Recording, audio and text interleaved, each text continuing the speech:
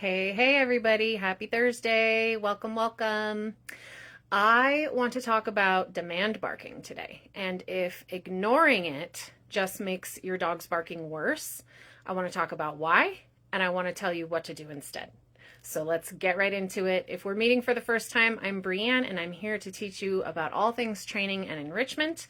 And my last two lives were a couple weeks ago now, and I talked about some different aspects of barking. But today I want to talk about demand barking in particular. So, demand barking is exactly what it sounds like. It's your dog barking at you because they want you to do something, right?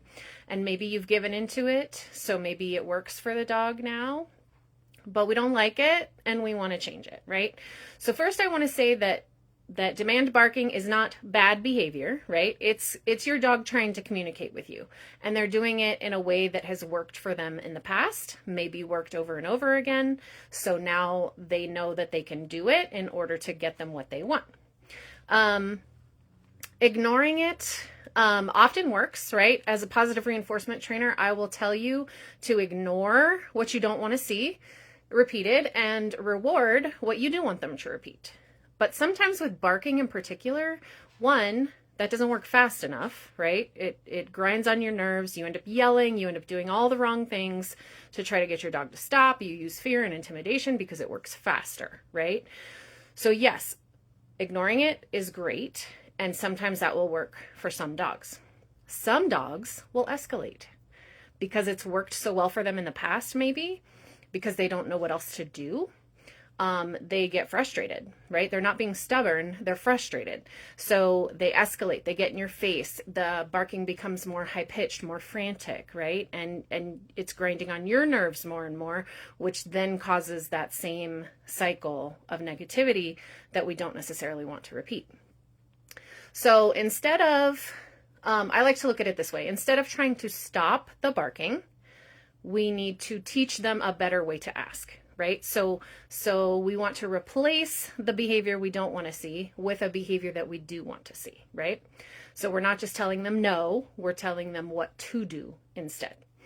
So ideally, number one, here's what to do. You teach them that, you try to catch the bark before it happens, right? Ideally, you're able to pick up on their cues, you know when they're about to bark at you, and you try to catch them before it happens, right? So that they are not rehearsing that behavior, because when they rehearse the behavior, they tend to do it more and more and more, and it becomes a habit. So try to catch them when they are quiet, attentive, settling. They chose to be calm instead of barking at you. Reward it, throw a party, right? Whatever your dog loves and enjoys from you, do that. You can also teach an incompatible behavior. I've talked about this on the last couple of lives where I'm trying to teach Andy that instead of barking at something, to go pick up a toy, right? And that comes in little baby steps, but ultimately it's an incompatible behavior with barking because he can't bark if he's got a toy in his mouth, right? And he's holding that excitement in that toy. So you can, that's just one example. You can teach them to go pick up a toy. You can go teach them to sit calmly on a mat. You can teach them to make eye contact with you instead, anytime that they feel like barking, right? So an incompatible behavior. The picking up a toy is really incompatible because they're doing something with their mouth that makes it so that they can't really bark as easily. So I really like that one. And then you can respond to them, but not reinforce the barking. And what I mean by that is if you know that they're barking at you because they want dinner, right? And in the past, maybe you've gotten up eventually and given them dinner because you know that's what they want. This time you can respond, or from now on, I should say, make a habit of cueing the alternative, right? Not just ignoring the barking until they stop and then cueing the alternative. But if the barking starts and you weren't able to catch it before it started, cue the alternative. Go get your toy, go to your place, look at me, sit, whatever it is. Cue the alternative and then reward them for that, right? Don't give in to what you think that they're demanding, because then they'll just learn, again, that the barking works for what they want and what they're trying to demand from you. This is a really important point too. Check on their unmet needs. Are there any unmet needs, right? Do they need more mental stimulation? Do they need more physical exercise?